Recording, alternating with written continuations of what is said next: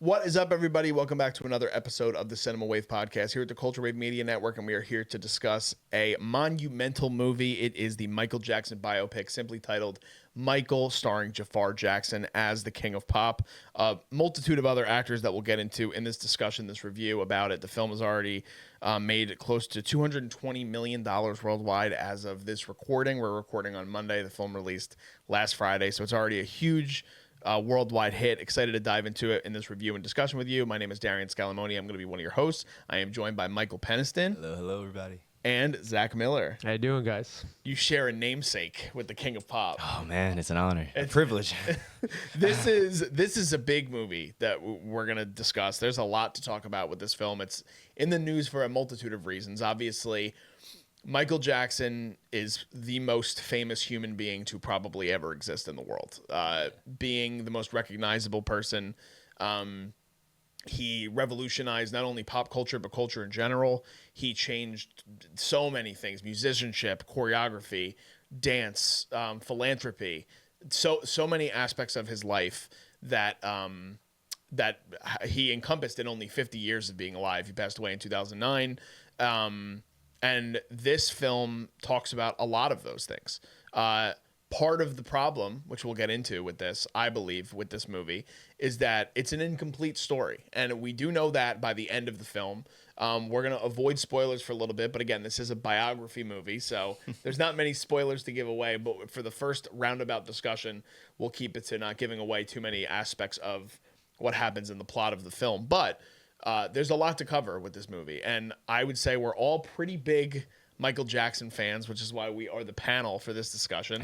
And Michael, starting with you, again, sharing a namesake with Michael Jackson. For you, a couple things. One, what did this film mean to you after finally seeing it now? And when this was first announced, which I believe I was still doing the blog at this point, like before Culture Wave was a thing, I remember writing about the casting of his nephew, Jaafar Jackson, to play Michael Jackson. And it was a big deal that this was finally coming to fruition, this movie. So yeah.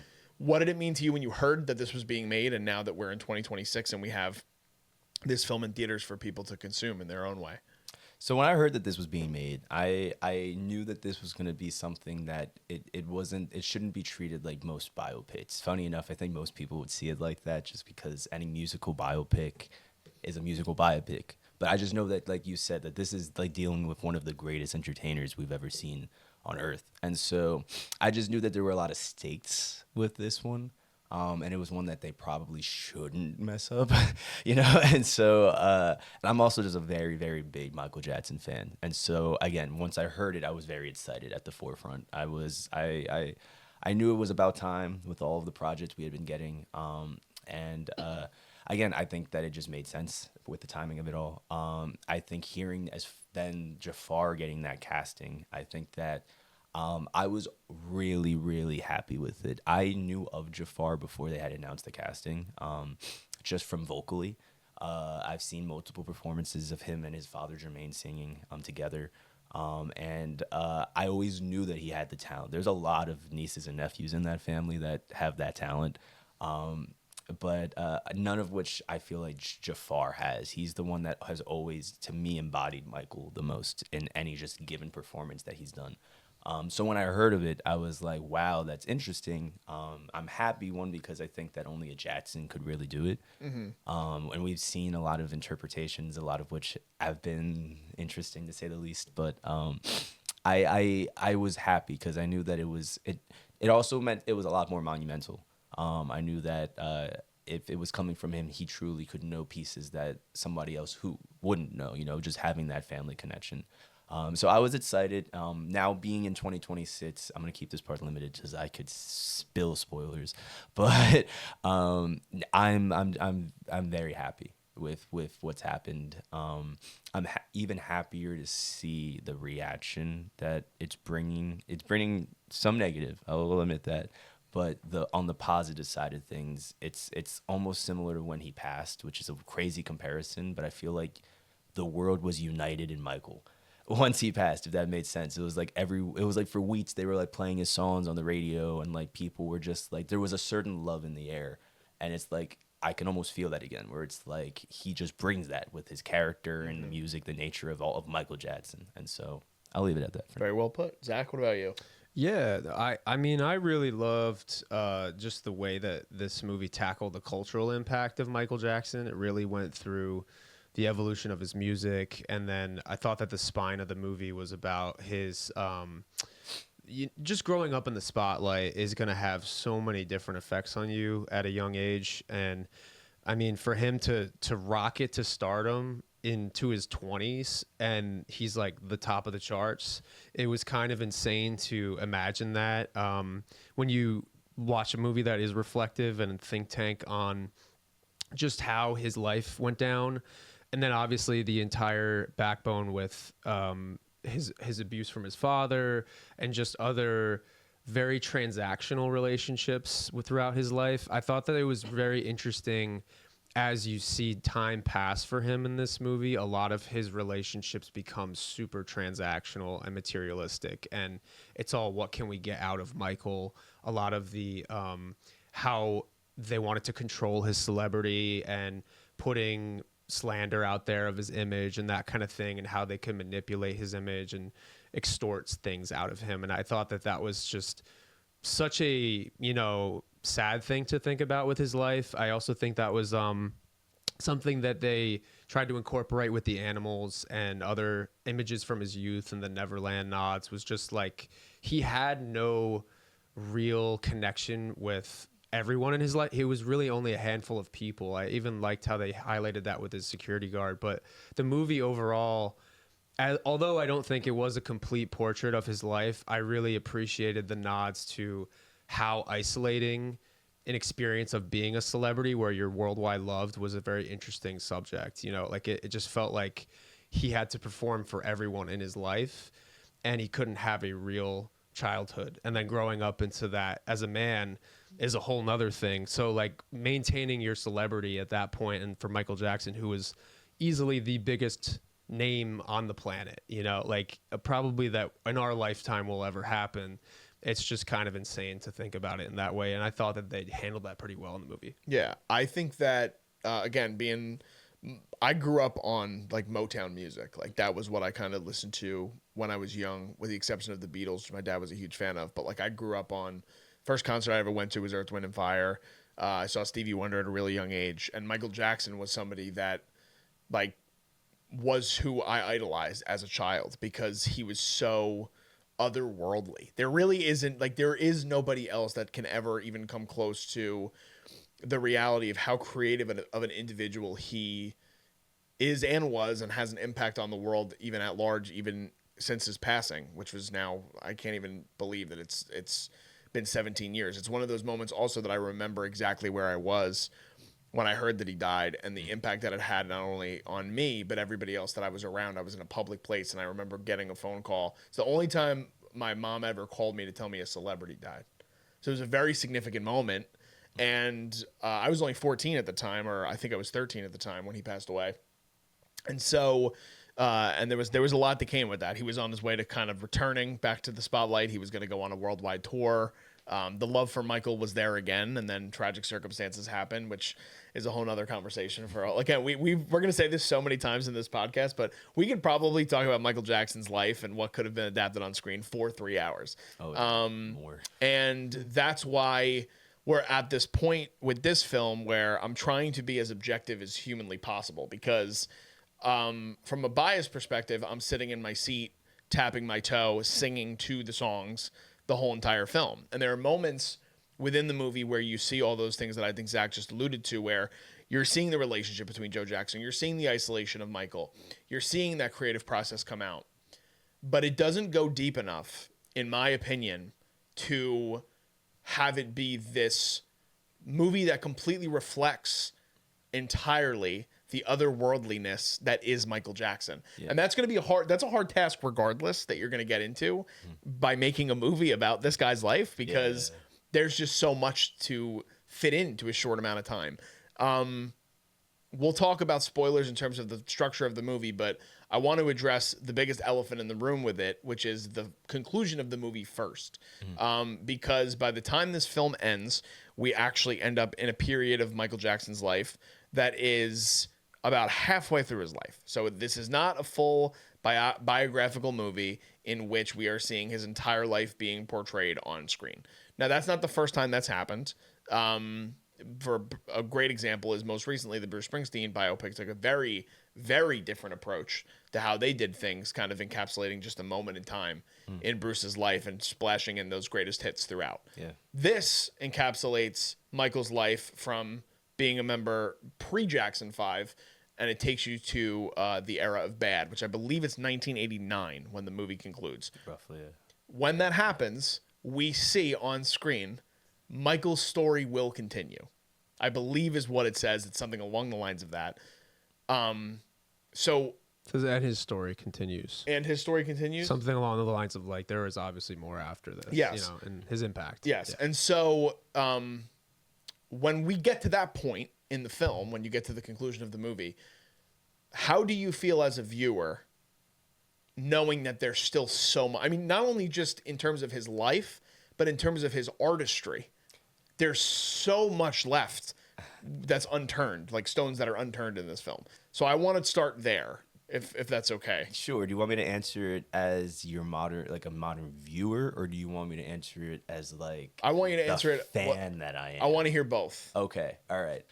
So as a viewer, I would say that I was disappointed in that regard. I think that's where I could see some of the negative sort of reviews with this film. Not reviews, but The criticism. the criticisms, Yeah. exactly. There's so much to his life. There's so many hits after Bad's the album of Bad that it's just like there's so much. I mean, like, obviously that stage of his life starts to deal with a little bit more of the scandalous, controversial stuff.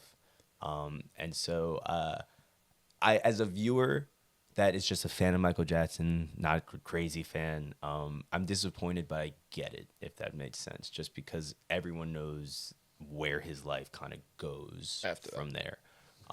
As a diehard fan, who kind of knows a lot of the facts that are also surrounding this film, I know how controversial it was to just make the movie entirely.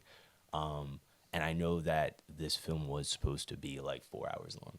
I know that they cut out a lot, and I know a lot of that was also due to the family's choice. They screened it for the family, and the family had a lot to say about it. I know one specifically was Janet, and she had herself removed from the film. And that's why... was that a spoiler? No. Okay, no, right? That's not... I'm sorry. No, that's okay. That's not Right. at this point. All right, okay.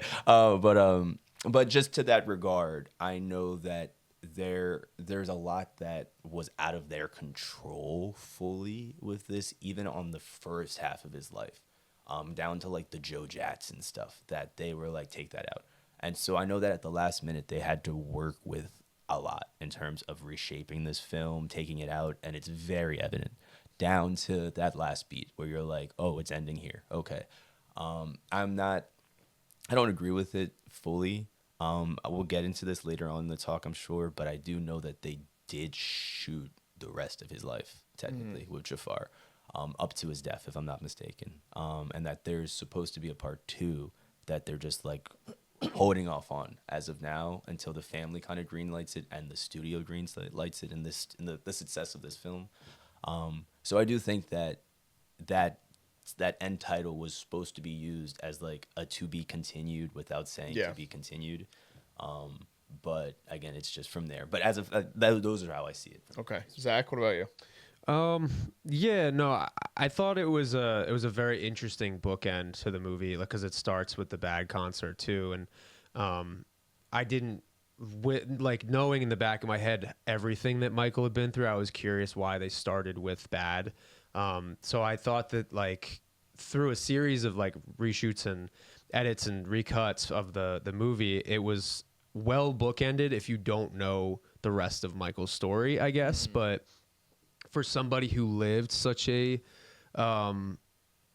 like polarizing life at one point and later in his life, and then just different things that, like, his choices that he made later in his life, it felt like a disservice to the rest of the messaging, like, kind of going back to what I was saying about isolation. His later period in his life was just very, he's surrounding himself with objects and materialism, and vanity, you know, in a way. So I thought that could have even played into the rest of the messaging of the movie, is that he started out as a kid and then he ended up being just passed around like scraps, you know, like it kind of, I wanted to see more of that.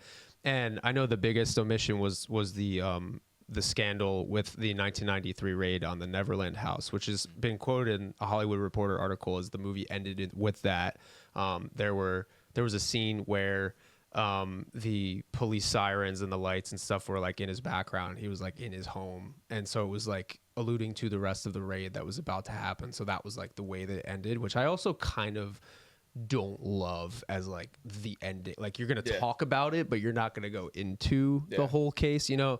So although, you know, honestly, I was not seeking out that part of the story of Michael's life, but it was such a massive like shift in his celebrity and his like everyone was reevaluating, like, we love this guy, but we can't condone something that we don't even know is true. And that kind of like, there was a massive shift in everything that he represented when that kind of stuff was happening. So I do think it was kind of important to do with the film. The reason that I heard that it was taken out was because there was a legal dispute, and there were members, like some of the accusers in the case were asking in the court settlement that, like a long time ago, that it can't be depicted in another form of media. A dramatized version of the events. Yes. Yeah. So it was strictly a legal dispute for that part of it.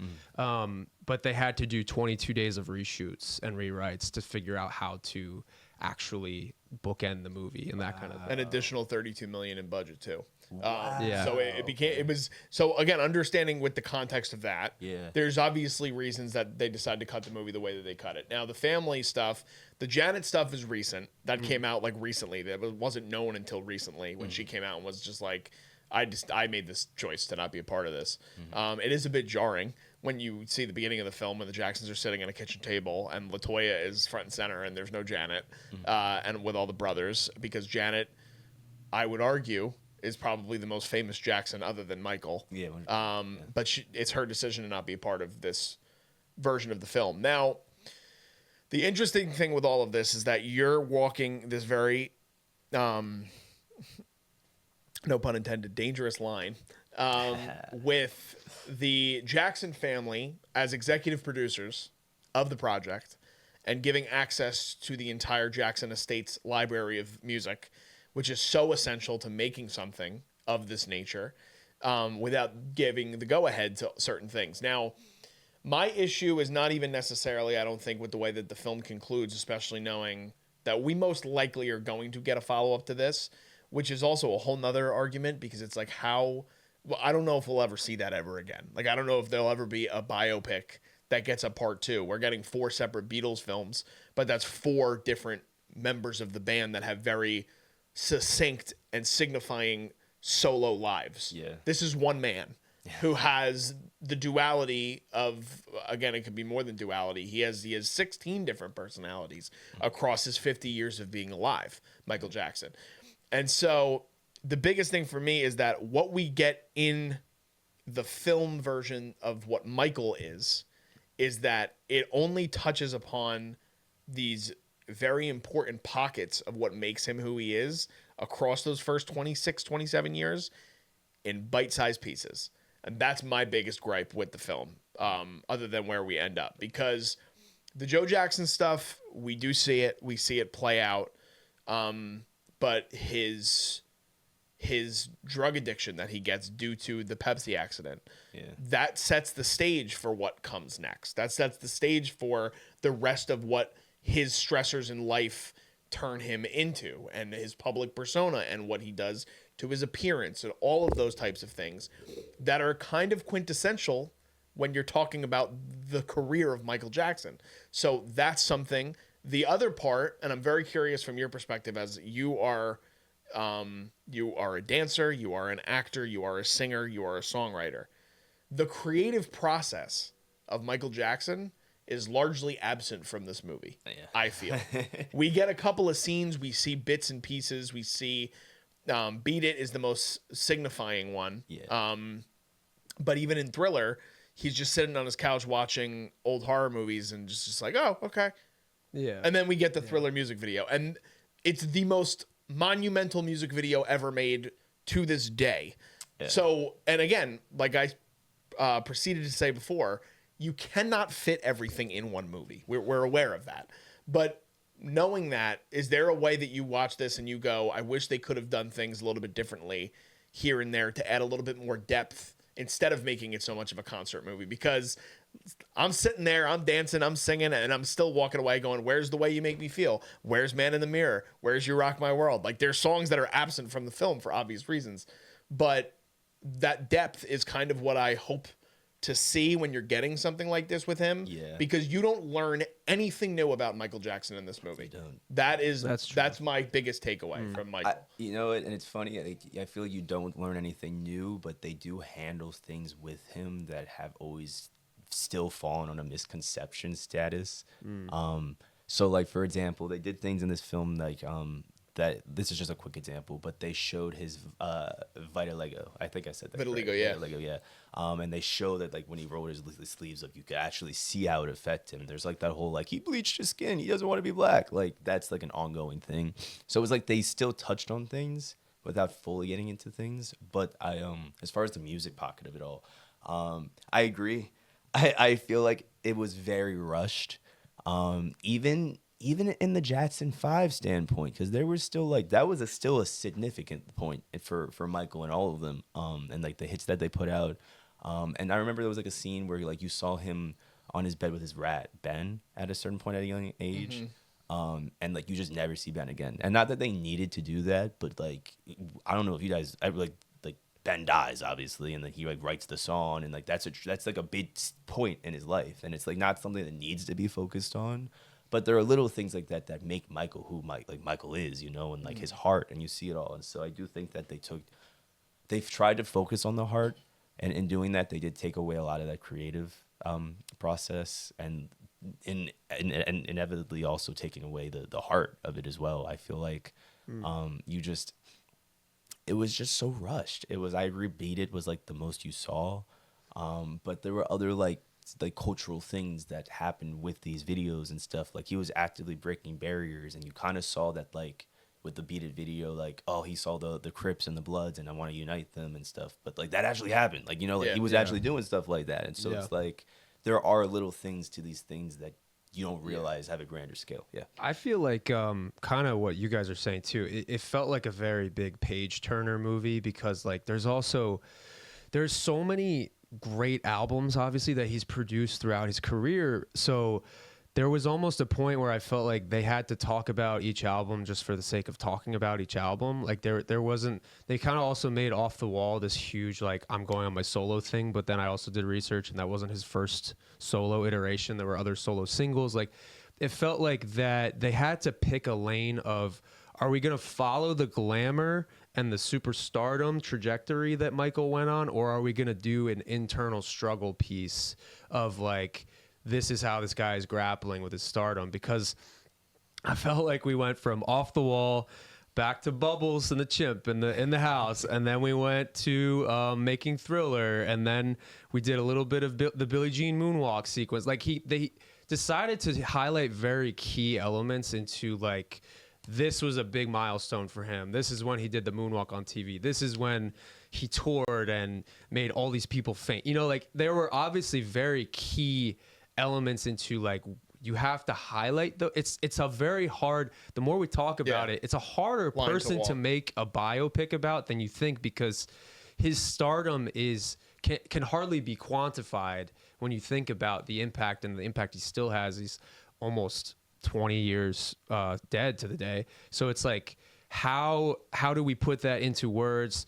So you said something about like there could have been a 4-hour movie too. It's like, should they have, DJ, do you think that they should have made it a simpler movie that's more in like the first phases of his life, or kind of going back to flashbacks instead of just like a chronological piece? I think from, again, as a fan's perspective and as somebody who just appreciates storytelling and understanding how much Michael appreciated storytelling, this would have never, ever, ever happened.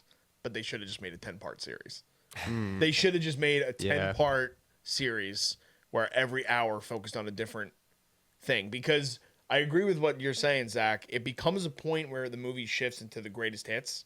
Yeah. But there's a lot that comes with that, because mixed within the greatest hits, you're getting the moments with the gang members that become members of the background dancers for Beat It, which is a true story.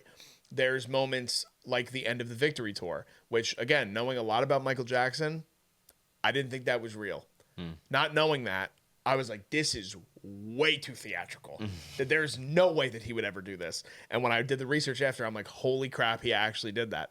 Like, he announced that this was going to be the end of the Jacksons at the end of the Victory Tour. And I thought that scene was just for Hollywood, for dramatic effect, and it's not.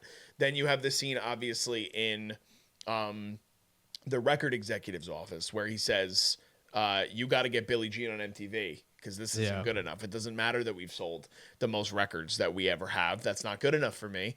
Like, I'm creating these cultural touchstones by creating these short films for what he's doing. And he revolutionized music videos, like, forever. Yeah. Like, music videos changed because of the way that Michael Jackson did it. Yeah. So it hits on the humanity of who he is within that. But then when you go back to the concert sequences as well, not talking about Michael for a second, transitioning to Jaafar.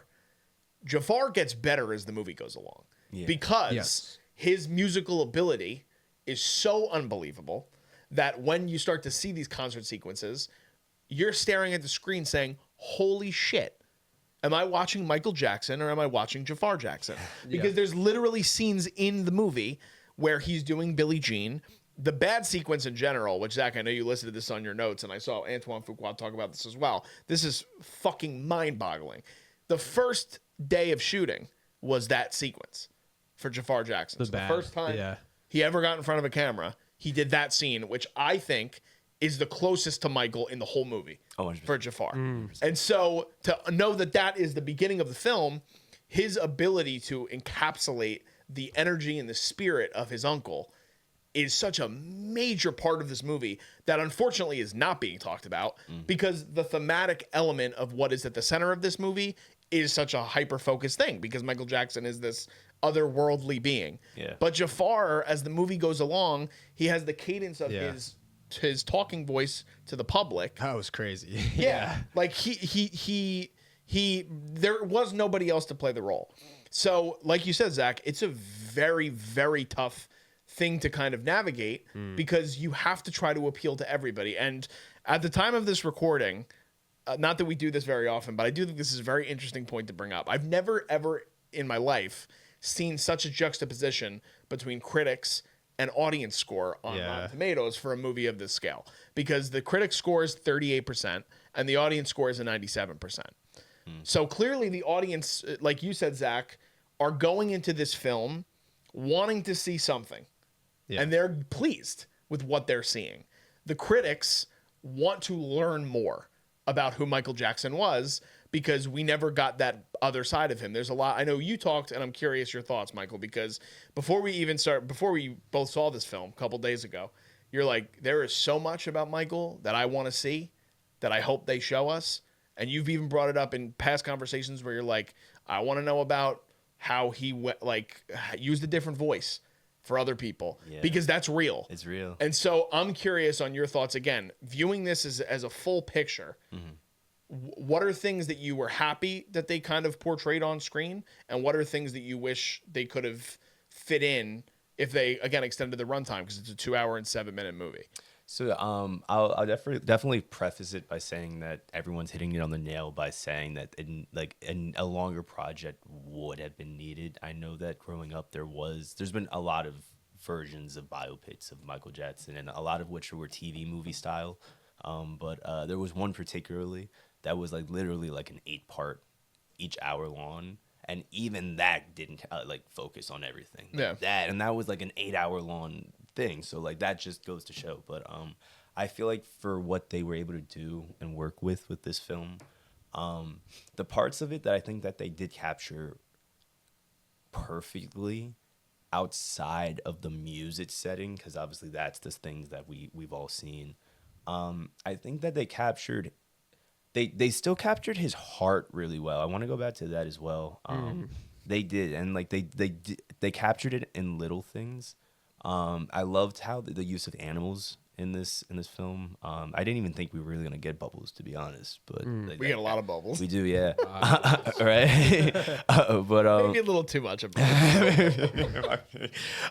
but like I didn't think they were gonna branch out with like the giraffes he had. Like he had a whole zoo at one point. Like and so like it was cool to see the care that he had with each of them. It was cool to see there's so many now I think about it, like we didn't see like there's so like they didn't even like musically, I just to jump back into that side, like there were so many collaborations that he did that they didn't do, and I was happy that they like focused a little bit on like Quincy Jones, and like you saw, barely, Barry Gordy, yeah, right, yeah. Like, very brief, yeah, right. It felt like, well, sorry, I don't want you can keep going after this, but I did feel like the side characters, especially you have like Miles Teller coming in as his new agent. A lot of them were just brought in as like Avengers superhero like side characters, Cameos, supporting it, and they're like, oh, remember Barry Gordy? Oh, my name's Mr. Gory. Barry Gordy. You know, like it was just kind of like, oh, that's when he met him. Oh, that's when he met him. You know, like it didn't feel like they were all in support of, you know, like trying to enhance his career in that way. It just felt like the greatest hits for the people he met as well, and like just who was surrounded by him at some point. So it didn't all feel great. Like even Mike Myers coming in, I was like, that's a cool story, but why did you get Mike Myers for that? And it's just, you know what I mean? Like it just felt like, are we getting actors for the sake of their talent, or are we getting them just so you can like, have a nice highlight? I didn't feel like Miles Teller added anything to this movie. You know what I mean? Like it's just very interesting how that happened. But Michael, I want to let you continue. Yeah. I was just to say that it's there, but there's still like you're right. Like the people that we saw were, I know, like very significant people in his life, but at the same time, like Diana Ross was My like mom brought that up huge too. part of his life. True. I know what I'm saying. Like there's so many people, and Elizabeth like Taylor. but there's even relationships that kind of at an early stage kind of like still were like at like a grand. I might be mistaken. I don't know if the Elvis's daughter happened at. That was later. Yeah, that was a little bit later. Yeah. Okay. Still though, there were a lot of things, and I'm happy that you brought up the Avengers reference, because this movie, now that like that's hilarious. The musical Avengers. It is. But like this, they really could treat this like that, because even down to like the foreshadowing, like you could like, I was annoyed that you could tell very much where it was obvious where they took things out, but decided to still kind of leave a little bit of things in.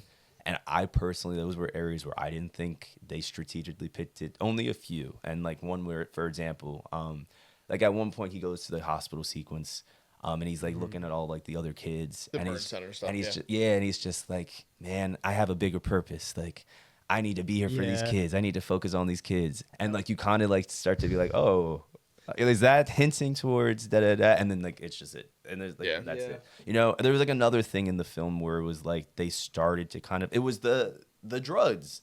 Where he was just like in the hospital, and he was just He's like, these drugs are affecting me. and that's it. And then it's just like, and it's just like, okay, like why are they teasing us as if like we are gonna get like the later installment? These are all great points, and kind of what you were saying too. We didn't learn anything new about him because of these moments. It was just like all alluding to the things we already know. It's like we already have kind of seen a lot of these newspaper headlines, or we already know these big scandals or big versions of his life. So like, oh, there's like, if people were alive for the moment where his hair caught on fire, people could see the recreation of those images, right? And like even the music videos, they're obviously really well made recreations of those things, but it's all familiar material. And we have access to the all viewer. of that. Yes, still. We could just go on YouTube and watch Michael Jackson do all of those things. Right. Yeah. Exactly. So I think thematically, that's where it becomes it's such an interesting movie to talk about, because, and just again, like the aura and legacy of who Michael Jackson is, and how do you even make a creative narrative surrounding him? Like there's some, I mean, even the Jackson 5 are producers on this movie, and they're barely in the movie. Yeah. Like there are no supporting characters in this film with the exception of Joe. I think that Catherine gets some moments. I think I'm very sad to say that Nia Long is wasted in this movie, because when she does have moments, she's great. And I wonder how much she really had an effect on, because Catherine Jackson's still alive. So I wonder if she didn't want to be seen as much in the movie because she didn't feel comfortable, or maybe she, like, I don't know what it was, but I know that she was pleased with the end result of what this movie was. but there's a lot when it comes to that. Again, like, yes, you bring up, there's a lot of references to Neverland.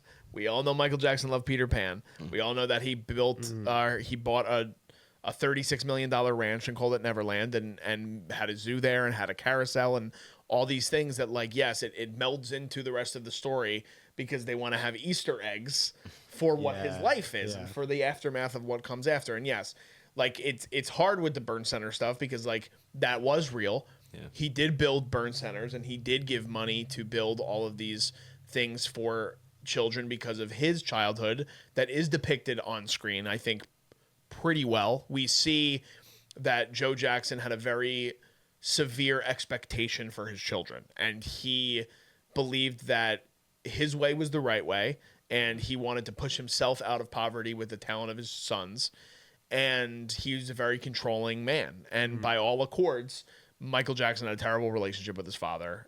You can look it up in interviews. He said he literally said in an interview that he wished him dead at one point. So that relationship is depicted on screen to the highest of its extent. Now, Colman Domingo is one of our finest working actors, and he gets a lot to do with Joe. But there's still stuff that you don't get anything. You don't get any depth to why is Joe Jackson the way he is. What is Joe Jackson's relationship with the rest of his sons?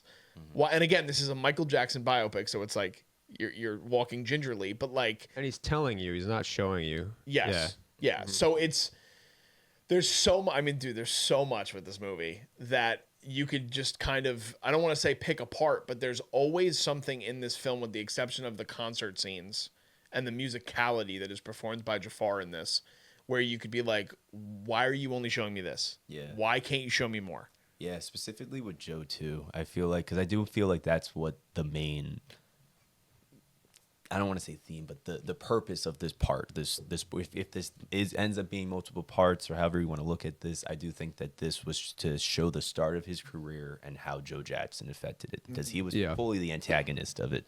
And praise to Colman, because he again, just every performance he throws himself into is amazing. But once again, just an amazing performance as Joe Jackson. But it's very clear as well that they took some stuff out with Joe. Yeah. I do think that they were probably going to have him be a little bit more abusive in this film, and you kind of get a little bit of that when you see him beat Michael with the belt in the first scene, but that's like the extent of it, to be honest. And there's like little scenes where you see him and Catherine are like kind of like, you could tell there's tension and like a sense where like you're like, is he about to hit her, in a sense? And it's like one of those things, but they don't do that. And so I think that maybe they might have shown that stuff. There's also a specific scene where Michael, right after he has Miles Teller's character fire him, where he's like going to get ice cream, and when he shuts the door, Joe's standing right there. Yeah. And it's very menacing. Like, it's very like villainous, and it's like almost in a way where you're like, oh snap, like, is he about to like do something to Michael in this moment, even like despite Michael being like the grown age he is. And so it came off in a way where they were trying to depict him in a way, but again, there was no ground with it. There was no foundation for that character. And so at the same time, it was like you could tell that something was there, and they pulled it, and it just made it worse. Yeah. I feel like if you were to take away that, like, let's just say you start the movie and it's not Michael Jackson, it feels like the way that it's structured is formulaic, as like the band member is, or the young kid is like, I want to be an artist, right? And he like goes into stardom, he's competing with his brothers, he has an abusive father. Like, these are traits and structure that I've seen in other music movies, and it felt like they kind of followed that linear form. And like we're all talking about still, is there was nothing insightful into what made Michael his own, with his originality and his uniqueness. And it was just like, oh, well, I want to do something conceptual. I want to make music videos into short films. And I was kind of like, well, that's obviously, that was so jarring to that time period. Like, that's something, why did he do that though? Like, or is there something that the brothers his family could have offered? Why did he shift into those things? It was just point A to B to C to D to E, everything on into his life. So it did feel like it was just following a hallmarky structure. So if you were to peel back if we were watching this movie and it wasn't like a Michael Jackson story, it was just like a coming of age musician story, it would feel very flat, I think, to me. Like, I think we're kind of liking this movie because it's the Michael Jackson lore. But when you actually talk about the structure of this movie, it only goes after the glamour that is Michael Jackson and his career milestones and that kind of thing, other than like, why did this person make these life decisions and the actual impact, instead of just talking about the challenges he faced. It just seemed like, okay, well, now I'm down on my luck. I'm going through this abuse, or now these people want money from me, or I got to break up from my brothers. It's like, these are dramatic things. Also, like, your brothers felt like they were the only people there for you, along with your mom, when you were going through bouts with your dad. Like, there was just a lot of like in between the lines, like, oh yeah, we're the audience, we know, kind of, yeah, he went on to this, and then like, wait a minute, I wanted some clarity on that. Like, maybe there was something that I was missing from his life that hasn't been talked about regularly. So I think the ill-timed research kind of hurt the overall structure of the movie. Yeah, I agree with you. I think that the reality is that when Beat It hits in the movie theater, you're like, this is one of the greatest songs ever made. And that just elevates the entire experience for you because, like you said, it becomes a celebration of Michael Jackson, the music artist, which is, there's nobody like him ever. And there probably never will be ever again. Like, the only people that had stardom in the way that he did musically, the only people you could put in that same category would probably be like Elvis Presley and the Beatles. And even that, the level of overwhelming worldwide superstardom, no one will ever touch when it comes to Michael Jackson. I mean, in doing the research for this, like, the interview he did with Oprah in the 90s had 90 million viewers in the 90s. That's impossible to even comprehend. So everybody is aware of who he is. And like you said, Zach, there are fans of, even if you might not be a fan of Michael Jackson, the man, you're most likely a fan of Michael Jackson, the musician.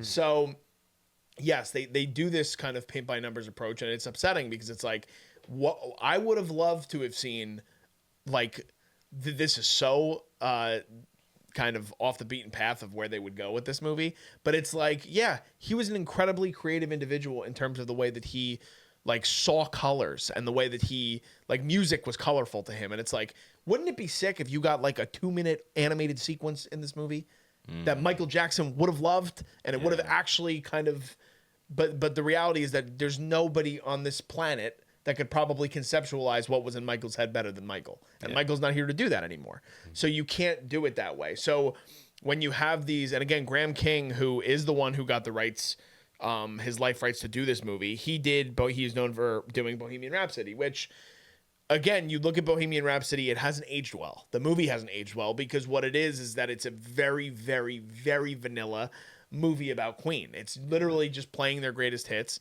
and you throw some prosthetics on Rami Malek and you go, this guy's a performer. And it's like, that's not who Freddie Mercury was. You don't really dive into who Freddie Mercury was or his relationships with the rest of the band is, because it becomes the greatest hit. So I wonder, again, there was a lot of on-set stuff with Fuqua too, and how they weren't happy with where he wanted to go directorially with this project. As a black man and a black director who obviously had a very special relationship, I'm sure, to what Michael Jackson meant to him, versus, again, the Graham King approach, which is, let's make a concert movie for everybody. So it's a very hard movie to quantify structurally, because the movie that we want to see, which is this, again, grand, bombastic story about his creative process, while also giving you the greatest hits, while also diving into the things that other people didn't see, is never going to be able to be made, I don't think. Yeah, I don't think it is. Like, especially after sitting with you guys and having this conversation, it's becoming more apparent just how controversial his life was. And there's no way you could go about this where I think people will be content, to be honest. But I feel like that's also Michael Jackson. So this is something that I've heard, like, a lot, like, thrown around, but, like, the whole, like, for example, how, like, they refused to play his music video on MTV, like what we saw in the movie. Like, there were just things with his career that, like, stemmed these reactions. And I feel like it's almost inevitable. You know what it's like? I feel like it's like you're always gonna have people that see him as like, I don't know if I like this guy, but I still love his music. And it's like, you know what I'm saying? It's like, and there's so many parts to him. But one thing I'm realizing in a grander scale too, that might just be biopics at this point. Maybe that's why they're not doing well, because the people that we're choosing are such controversial people that if you really think about it, it's like, we only know them because they're celebrities. So at the forefront of it all, like, yes, we know these people in their lives, but do we really know them? And I think that will always be a yearning of like, what else can we find out? And no matter what, we probably won't get that in these biopics, you know, especially a Graham King biopic. So I'm just realizing I really don't think that, at least for Michael Jackson, I don't think it can be done.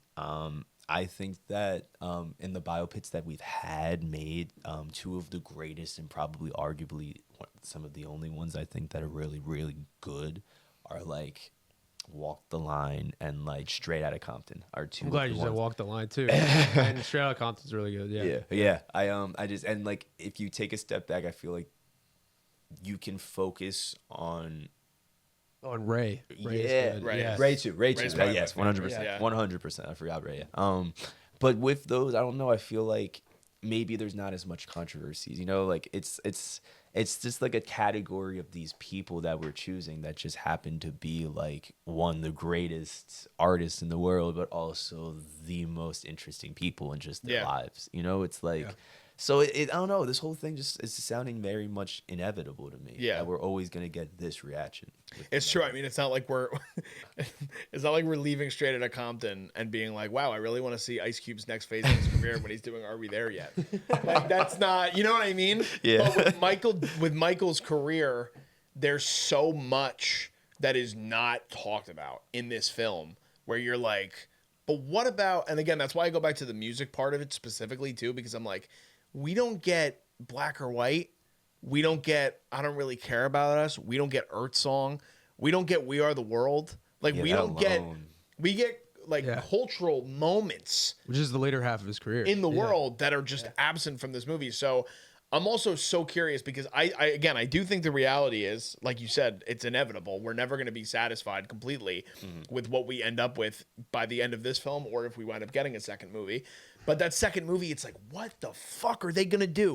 Like, where do you start from then? So you're going to start from bad, like he walks off stage, and then it'll go back into like all the success he has with bad into the allegations, and then we start to see how his life unfolds from there. He becomes addicted to drugs, and he gets defamation charges for he went bankrupt. Like, and Sony Music tried to kill his career, and like nobody wants to see that shit. You know what I mean? Like, if you want to see that, then you want to see people fail. Like I don't know how many people are clamoring to go to a movie where the marketing is like, we want to see this guy at his peak and then completely fall off and then die. Like, who wants to see that in any regard of any human being? And then also, if they follow the same approach that they did with this movie, where they're not bringing in any new details, you're just gonna show us the greatest hits of his peril. You know, like exactly. You're just gonna go like, oh yeah, and then he got hit with allegations, then he got bankrupt, then he got addicted. It's he hung his baby over a balcony. We know this shit already. Like, they're not gonna have like a conversation like in the hotel room. Like, why did you do that? You know, like I don't know, whatever it is. But if they're just doing moment, and then not having a conversation into how this guy's life fell apart, there is absolutely no reason to do a second movie. But I mean, I'm also down to make a petition for the second movie title to be Michael 2, Too Fast, Too Michael. So if we did that, I think that'd be good. But so ridiculous. I'm also here for it, honestly. Why not? 2 moonwalks. 2 moonwalks. 2 Michaels. 2 moonwalks. 2 Michaels. 2 moonwalks. I mean, but it is to the moon. it is true though. Like it's hard because like I think about things like, so this is for anyone to do their own research, but like again, like you talked about in the beginning, Michael, I left this movie the last week prior to seeing the movie. I've just been listening to Michael Jackson. Oh, and like when it comes on shuffle, I never change a Michael Jackson song, but you don't dive as deep into listening to him all the time until it becomes a part of the reality of what pop culture is right now, which is that there's a movie out about Michael Jackson. Yeah. And so when I got back from the theater last night, I'm like, I just want to hear about Michael Jackson now. Like, I just want to like learn more about who he was. Yeah. And I remember I watched this interview with Akon, who Akon was the last one to do a recording with him, Hold My Hand, which came out a couple years after Michael Jackson passed away. That was the last song he ever recorded. And Akon told this story about how he said they were in a recording session, and Michael Jackson's like, all right, I want to go to a movie. He goes, so I'm just going to go get changed, and I have a guest coming. He goes, the guest will be in a little bit. I'm just going to go get changed and like, we'll be ready to go. And he's like, okay. And he's thinking to himself, like, how are we going to go to a fucking movie? Like, he's Michael Jackson. Like, anyone's going to know who he is and whatever. He goes, 5 minutes pass, and some guy comes and sits next to me. And he's like, oh, like, I guess this is the guest. And then he's like, 20 minutes pass. And I'm like, where the hell is Mike? He's like looking at his watch. He's like, what's taking him so long? So he takes out his phone and he calls, and the person next to him is Michael Jackson fully in disguise. And Akon has no idea that it's Michael Jackson. And then he proceeds to when they leave to go to the movie, when they're going down the escalator in the mall where they're going to see the movie, the children run over to them, and Akon's like, shit, dude, they know it's Mike. And they were asking Akon for pictures, and they had no idea that it was Michael Jackson. And so it's like, there's shit like that like, I would love to understand his bout with celebrity deeper. Yeah. Like, we don't get that in this movie. You touched, Zach, upon, yes, there are moments, but there's no real evidence in this film, which I hope if they do a sequel, we do actually see this. We don't see anything to where Michael's like, I don't want to be in the spotlight anymore. Because there was a point in his life where that was a reality. Yeah. He was like, I'm shy. I don't want to do this. I don't like to be out and about all the time. And I think that obviously led to, with all of the cases against him and being a public figure and being depicted on South Park and being on Saturday Night Live and all of these... The satire. Yeah, the satire that surrounded him and his condition with vitiligo and all these things that is not touched upon. It's hard because how do you not make that satire in a world where it's been satirized so much? Yeah. But at the same time, it's like, that is a very important aspect of who Michael Jackson was in the latter part of his life. Yeah. He did not want to be a celebrity anymore. He left music for a long period of time. Yeah. Because he just wanted to literally go away. He lived in Asia for years. And so it's like, yes, do I want to know more about that? Am I curious about those kinds of things? Yeah. How do you depict that for a narrative? I don't know. And I don't know. I'm very curious. We'll never see it, but I really wish we could see the 4-hour cut of what this movie was. Yeah. Because it's like, I don't know. And I know there's set photos of Jaafar when he's paler skinned, when Michael is paler skinned on Neverland Ranch, dressed in the outfits that Michael would wear around the late 90s and early 2000s. So it's there, but like, I'm very curious on how they decide to move forward with that, because I don't know. Again, this movie's going to make a shit ton of money. It will. It's going to make a crazy amount of money. I think it's going to make at least $750 million, and it might make $1 billion. I think it'll make $1 billion. Yeah. Yeah. I don't know. It's so hard with this. The latter half of his life, I just now keep thinking about that, and everything that we keep covering. I do think there's a way to do it. It's gonna be very, very vanilla. It will be. It's gonna be like, but there are aspects to his life that we're saying that aren't necessarily as important, but would still be cool to hear and still make him like represent the heart. Like, going back to, like, if they're gonna continue that, they need to continue focusing on like his heart and maybe like add that creativity, the artistry with that. And so like, there are little things that would be cool to see. You know, I know, like, at a later half in his life, once he had a bunch of money and some Sony back, I know he like owned most of Sony, if I'm not mistaken, at one point. And he was like, you know what? I'm gonna make a Spider-Man movie. I'm gonna be Spider-Man. Like, that was like at one point a thing, and like that's not at all important, but it's also just like, you could choose to just focus on like the fun tidbits throughout it. You know what I'm saying?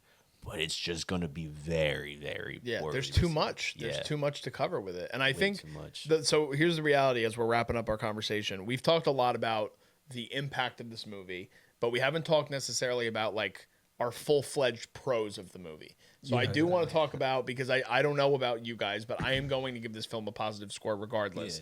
Jaafar Jackson for me is the biggest standout. Again, I think that him The sad reality is that as I come away from this movie, I'm like, I don't know how he has much of an acting career like after this, because it's like I can't imagine Jafar Jackson playing anybody else. I don't know if he even has aspirations to continue to act after this, but he is the perfect version of Michael Jackson that we've probably ever seen on screen.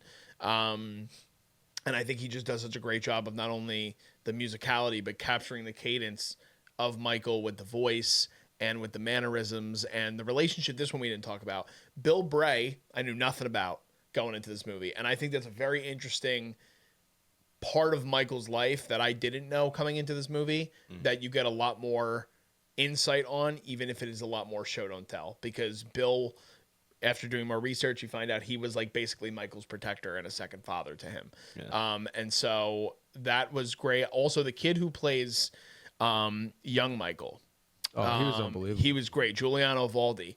He is fantastic. And some of those scenes, I think, are actually him singing, like with the acapella, because I know, Zach, you had listed in the notes too. Jafar's acapella stuff was him. Jafar's acapella was him, and then a lot of the performances, like he was singing on the day, like on set. But when they mixed it in later, they mixed his actual vocals with Michael's vocals. So like a lot of the tracks were like from the albums and stuff with Michael, but also Jafar mixed in with it. Acapella was just Jafar. So it was still like a lot of people were like, did he do all of this? They couldn't tell, but his cadence was so good. Yeah, and I'm curious with Giuliano, because that kid's voice, if that's him doing it, I'm like, wow. Yeah. This kid is unbelievable. I know they scouted him from social media. That's what I heard. I don't know if he's just one of those. He's like a Fabio Jackson, like an impersonator, a distant cousin, right? From the Jackson family. But if they really did scout him, yeah, he was amazing. He was amazing. Did you have any more? No, I wanted to know your pros that you had for the movie as well. I definitely do have some pros. As much as I feel like they didn't, I still learned a little bit about Michael in little areas. Not about Michael, actually, just about situations.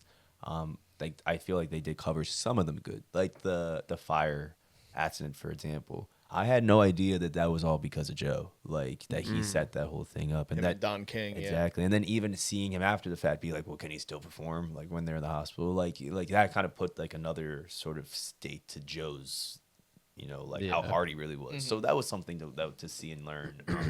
But pro overall with the whole film. Jaafar for sure for me was a pro. Again, I knew of him before, but this I wasn't expecting this. Like I just remember watching like his movements, and I saw the clip of the Billie Jean moonwalk. They released it prior to this coming out, so I saw that, and I was looking at that like, Mike, like what? Like we're here, like this is crazy. And so I think that you're right. I don't know if there's an acting career after this. I do think that it might end. It could end here, but with this, even if it is just this has the potential to get an Oscar. This has the potential. Like I think that like if it's cemented in just this, then like he's good because he left his trail. I think again, Colman was a huge pro of this.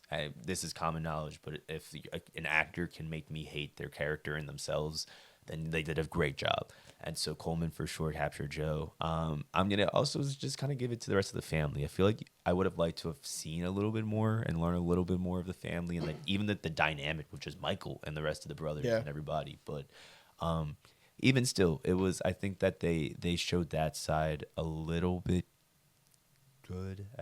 It was good enough, I guess you could say.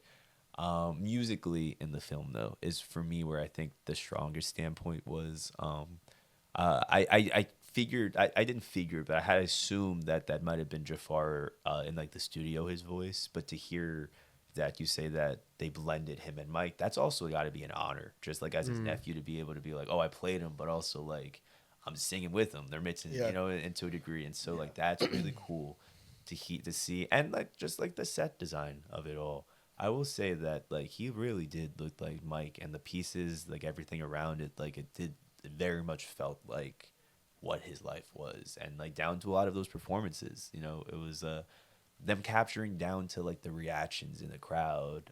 There was one specific reaction of a little boy when he did the moonwalk, and it's like it just hit to me. I don't know why. And then like when you see like them dragging people fainting out the crowd, like that was his reality. And so like to capture it so perfectly, it was like just really good. Yeah, and him singing "I'll Be There" to the disabled girl. when he was young Michael Jackson. Yes. I love too. It was great. That's what I'm talking about. The heart. Yes. Like they really focused on his heart, which is like, if I could walk away with at least that, then I'm good. Yeah, definitely. Zach, what about you? Pros? Yeah, I really do commend Jaafar for the choreography was what was blowing my mind. I think like in the ability for them to match a lot of especially the music videos, like all of the Thriller stuff. They matched shot for shot with Thriller exactly with the choreography. They shot in a lot of the same locations that he did the music videos. Jaafar's acting for me was not 100% there. I thought there were some scenes he was kind of wooden when it had a lot of emotional needs. But that being said, he was still very good with the way he sounded and the way that he danced. Like that can drown out the other like cons I have for me. Like for The physicality. yes, 100%. The physicality was what really kept me so immersed in it, because I mean there's maybe a handful of people that can dance like Michael Jackson, and then even still you're not 100% Michael Jackson. So and then for him to learn it too, like I was doing other research, he spent like 20 days with Rich and Tone Taluga, who worked on the tours with Michael Jackson, and they were actually in the same Havenhurst studio at the beginning of prep, and they were trying to just walk him through a lot of just the Motown 25 performance with Billie Jean, and then they just kept working him over and over, and he's like, this is the most physically demanding thing I've ever done, and you know, that kind of thing. So his ability to go through the eras of Michael at his age too, and not being a performer on screen before this is really commendable.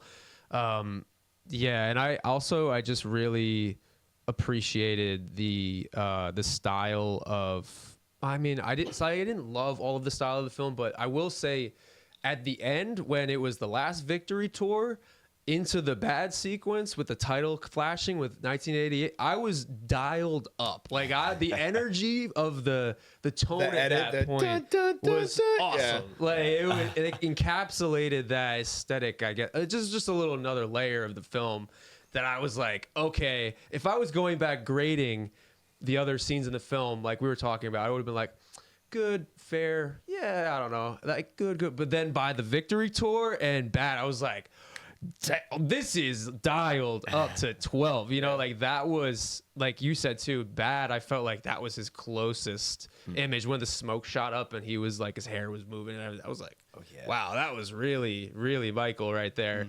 And one more thing too about Jaafar, I just felt like him also not being a performer before this isn't like Austin Butler coming in doing Elvis. He's literally only playing what he knows, and what he knows is his uncle. You know what I mean? Like he knows the dichotomy of his family, and he knows some of the stardom. So he's not going based off of theatrical training. He's going based off of his life, which I thought was really adding to the spirit that he brought out in Michael. So I do feel like you were saying as well, there's really not, I can't think of anybody else that could get this close to Michael. You know, like this was just a really good choice. I think I had my doubts a little bit knowing that he wasn't a performer before this, but also when you think of he's involved from the family, like that, you know, there's going to be a personal element brought to it. And I felt that way. So, yeah, I think, I mean, the makeup team is remarkable in this movie. I think there's every sequence of seeing Mike, especially after he gets the surgery. Like when he gets the nose surgery, you start to see the difference of the appearance and how it's kind of gradually happening, which is very real to what happened in real life. Yeah.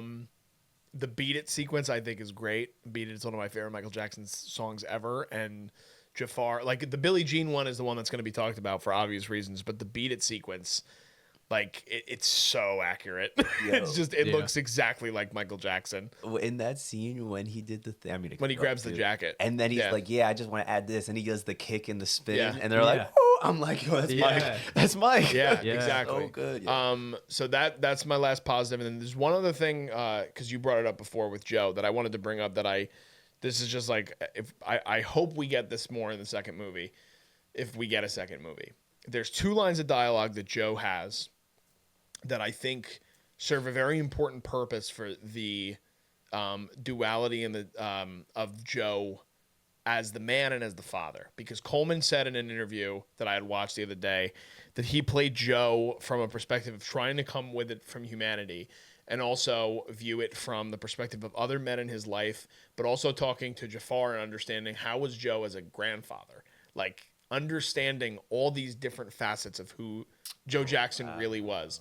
And so there's two scenes in particular. One you brought up already, which is the hospital sequence after Pepsi, because yes, on the surface, he is saying it's important for me to make my money for my kids, because if Michael's not there, Don King's going to fucking hate me. Pepsi's going to pull out and we're going to be screwed. That's one side of it. But the line of dialogue where he specifically says to the doctor, I know that my boy will not live unless he performs, is true. That's 100% true.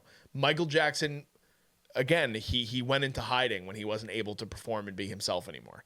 So that was 100% accurate to, again, the heart of who Michael was. The other one was something that it gets played in the movie on that menacing side of who Joe is, but it has a way deeper meaning when in my perspective, when he comes up to Michael and he tells him, what are you going to do when you continue to surround yourself with only people that say yes to you? Do you remember that sequence when he's in his room and he's waiting for him and he tells him to come sit with him and then he kind of like fights back for the first time, Mike? Yeah. Because that's also true. Because then you start to see that Michael is only surrounding himself, even if it's not purposefully, but everybody, because they're in his orbit, like you talked about in the beginning of the review, Zach, are going to say yes to him until all these controversies eventually happen and then everyone's going to turn their back on him. But family was always there.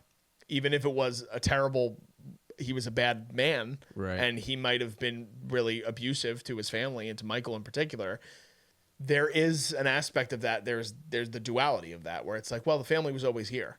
So that argument will always be one of the craziest in my head for me, because like he was at like the root just a terrible person, but then like you also I hate that I'm even like feeding into this argument just because he was such like a violent guy, but then you also have that argument of like they wouldn't be where they were if it wasn't for him. Exactly. And like granted, they had the talent, they could have done it, but he still kind of had the plan. He had to push them. Yeah. And so it's like it was just like the worst approach ever to do it from a father's standpoint. It was an abusive approach. Yeah, you know, but it's also like, and I don't want to give him any credit, but like this is intention. The intention is pure, right? Like if you go to like what his first instinct is, and like as a maternal and paternal figures, it's actually very clear too with his mom and versus his dad. So his mom is very like Nia Long was even talking. I want to approach this with like grace and quiet strength and this kind of thing. And she was always a safe. Like Nia Long thought that Catherine was a safe space, you know, like for them to be unapologetically loved and not judged, versus Joe, who was very judgmental, gave them a lot of scrutiny. And then, obviously, so going back to the whole thing, his intentions is like, I want the best for my sons. They have to work hard, right? Like that's a good intention for a father, but he went about it in extreme, not good abusive circumstances. Like, you know, you can't be doing that to your kids. You can get your kids to where they want to be without living vicariously through them, and then also just abusing them physically. Like there were just many situations where that's going to have an impact on everybody in your family in different ways. And I do think that they could have made the success in their own way. That's a whole nother conversation. Yeah. All right, let's get the scores. We've been talking for a while. We're probably over an hour anyway. Yeah. I'll start. I'm going to give this film a 7.5. I think it is as good of a score as I can give this movie, given that there are some amazing aspects of this movie. It's a movie that I will continue to rewatch because I just love Michael Jackson's music so much, and I love the portrayals that Jaafar and Colman have in this movie, and the intentionality of where they were trying to go with this telling of the story of Michael Jackson. I'm very curious to see if there's a sequel. I don't know what's going to happen with that.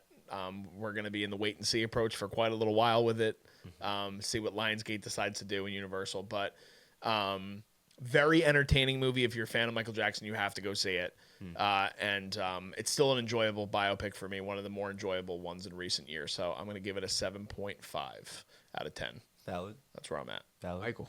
I am going to give it an 8.5. Okay. I feel like, aside from all the cons that we've clearly established, I feel like it was still a good movie. I feel like I'm biased. I love me some Michael Jackson, but also I don't know. I just feel like to see like these, even if it was at the end of the day just music videos and concert clips, like it was still so perfectly captured and so spot on. And again, it still delivered the heart. And at the end of the day, it's I don't know. I'm biased. I can't help it. It's always MJ. going Michael. Yeah. Zach? Yeah, I'm gonna match you with a 7.5. I think I could get to an 8.5 if we included the Wiz in this. Dude, the Wiz wasn't in this. It's also Valid. a big No thing. Wiz. We're talking about the milestones. No, I'm just I love that. Yeah. You said that. So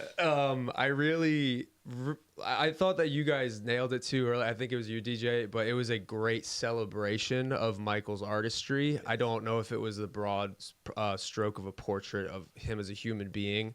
There was that constant side of his heart that was present throughout, but it was sprinkled in. It wasn't necessarily the driving force behind the movie. So, but like our conversation, I'm curious to see other people's thoughts. This is a very difficult biopic to get the full picture of Michael Jackson and even things that we don't know about him. So, yeah, I'm going to give it a 7.5. And I really, really like Jaafar for having such a difficult task to fill these shoes. He filled them like better than anyone could have expected. Maybe he's not perfect as Michael, but he is the closest thing that we're going to get on screen for right now. And yeah, I was just very impressed by that. And that's my biggest takeaway. And I love the music as always. But, Yeah, absolutely. Well, guys, let us know, what do you guys think about the Michael Jackson biopic titled Michael? Did you guys like this movie as much as we did? Are you on the side of the audience score on Rotten Tomatoes? Are you absolutely in love with this movie? You didn't care to see anything that came post bad? Or are you guys on the side of a lot of the critics? Did you guys not love the way that they interpreted this story about Michael Jackson's career? We'd love to have a conversation with you guys in the comments. There's a lot to talk about with this movie. We'll be checking the comment section, so please comment below. Please. Give this video a like if you guys can. Subscribe to us. We have surpassed 1,000 subscribers. Thank you to everybody that has gotten us there. Now we're on the road to 2,000 subscribers, so please share this with your friends. Share this with other Michael Jackson fans you know and love, to hear this conversation, and follow us on social media if you don't already. All of that information is below me in the video, and it's also in our YouTube description. So just signing off, I'm Darian Scalamoni. I'm Michael Peniston. I'm Zach Miller. And we'll see you guys next time. This is The Culture.